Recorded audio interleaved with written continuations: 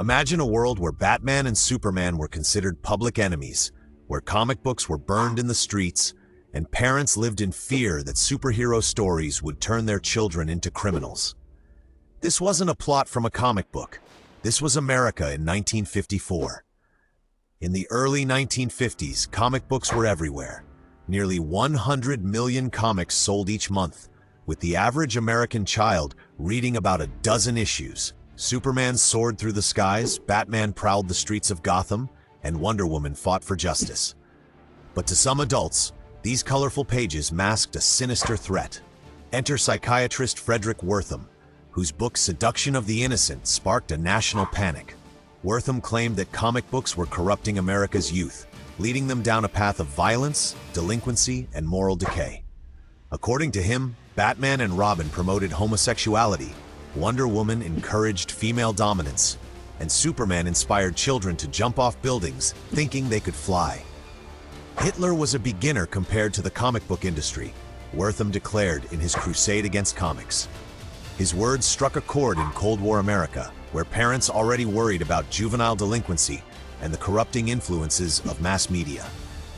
Soon, communities across the country organized comic book burnings. Children watched as their beloved heroes went up in flames. The panic reached its peak when the United States Senate stepped in. In April and June 1954, the Senate Subcommittee on Juvenile Delinquency held hearings on the comic book industry. Publishers found themselves in the hot seat, defending their work against accusations of promoting violence, crime, and sexual deviancy. William Gaines, publisher of EC Comics, became the face of the industry's resistance.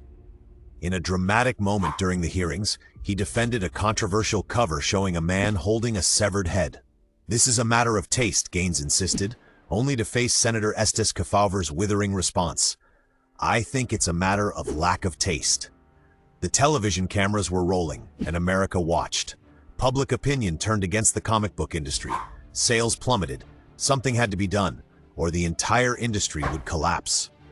In response, publishers created the Comics Code Authority, a self-regulatory body that would screen comics for objectionable content. The code's rules were extraordinarily strict. No violence, no gore, no horror, no vampires or werewolves. Police and government officials must never be portrayed in a negative light.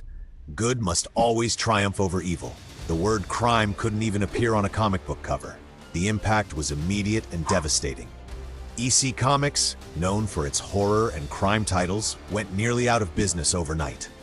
Only their humor magazine, Mad, survived by converting to a magazine format to avoid the code. Other publishers sanitized their content to survive. Superman stopped fighting corrupt politicians and started rescuing kittens from trees.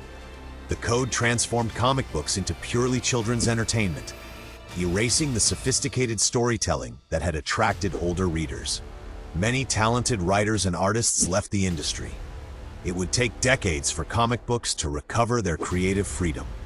What's particularly ironic about the Great Comic Book Panic is that Wortham's research was later revealed to be deeply flawed. His case studies were cherry-picked, his interviews misrepresented, and his conclusions based more on personal bias than scientific evidence.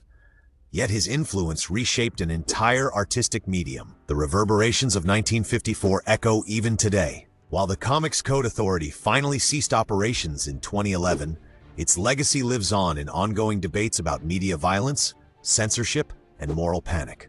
Modern controversies about video games, social media, and screen time mirror the same fears that once made Superman a public enemy.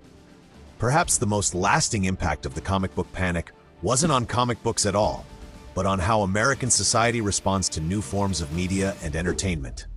Every generation seems to find something new to fear, some new threat to children's minds and morals.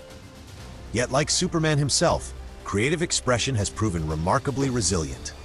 The next time you see children reading comics or watch the latest superhero movie break box office records, remember 1954, the year America feared Superman. It stands as a powerful reminder that moral panics often say more about adult anxieties than actual threats, and that attempts to protect children through censorship can do more harm than good. What began with a psychiatrist's crusade and ended with a strict censorship code changed the landscape of American pop culture forever. But it also showed that you can't keep a good superhero down. Despite the flames of comic book bonfires and the restrictions of the Comics Code, these characters not only survived, but thrived, proving that sometimes the greatest superpower is resilience in the face of adversity.